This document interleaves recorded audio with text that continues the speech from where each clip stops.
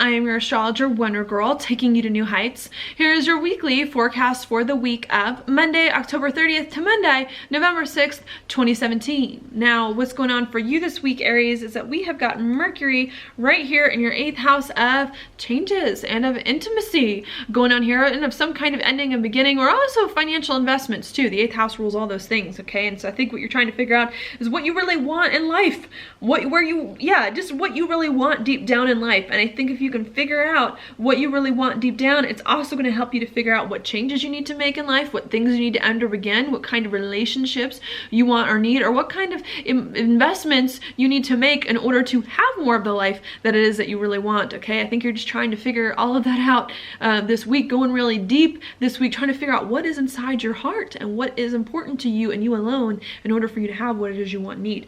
Okay, that's what's going on there. The reason why I say that is because Mercury this week is squaring the nodes of the moon, okay? And whenever a planet squares the nodes of the moon, I think it makes it super important, way more important, perhaps than it would be otherwise, with God and the universe saying, you cannot pass this point. You cannot move forward unless you address this issue first, okay? Where Mercury is now for you in the 8th house. I think a lot of times when we have a planet square the nodes, we don't want to address this thing. We're scared to address this thing. It's hard to address this thing, or we don't understand why we need to address this thing, okay, in order to move forward. And I think this week I want you to understand this is big. It's big. Mercury, 8th house. You need to work some stuff out in regards to that area, okay? Figuring out what you really want and what really resonates with you deep down. And I think if you can do that, it's going to help you figure out what you want and move forward.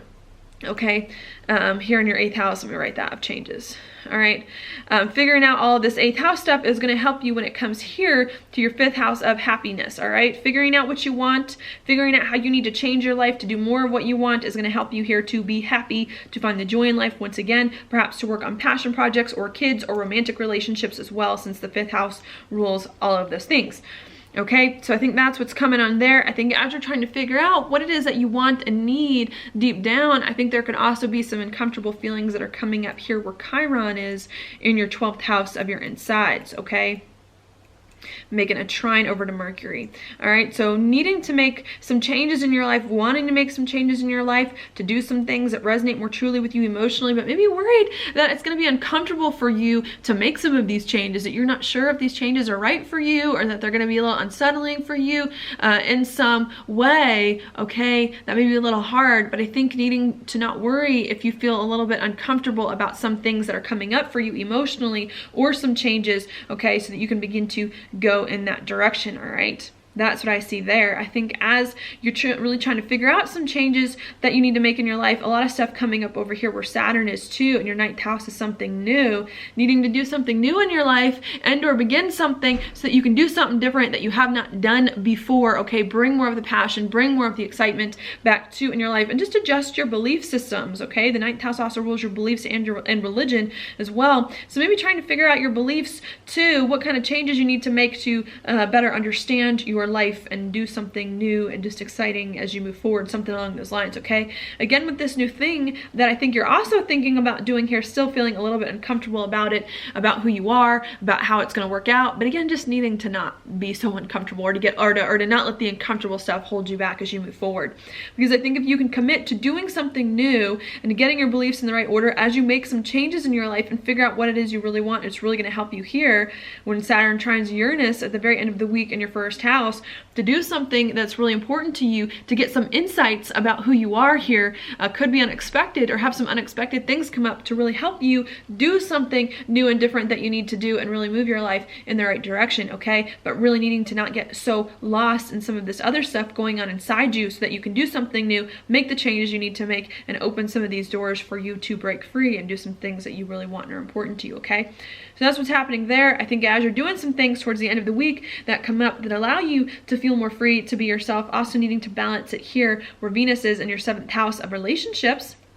and with partnerships, okay, to make sure that it's just not you doing what you want to do, even though that's very important this week, but also making sure that other people are okay with it, other people are on board with it, okay, that you're using some of the things that are coming up for you to help other people to get some of your relationships in order as well. And I think if you can get the balance right between some things that are coming up for you at the end of the week unexpectedly, some insights with some things that maybe other people need from you or want from you, I think it's going to help you to do something new, feel more comfortable doing something new, open up some doors for you, and to be happier in life here, okay?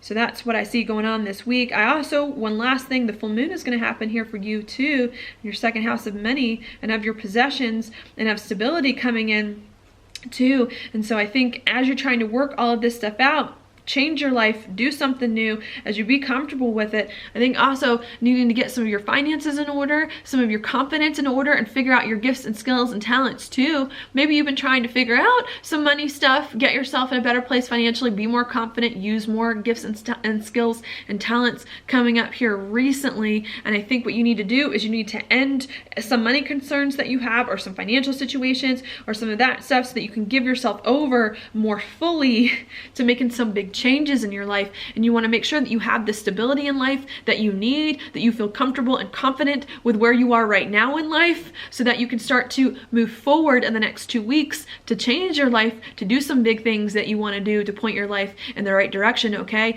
And I think the full moon here is saying, make sure you got all that stuff in order, make sure you're comfortable and confident and money is fine, right? So that you can feel more comfortable going deep and making some big changes that it is that you need to make in life to feel more comfortable, okay?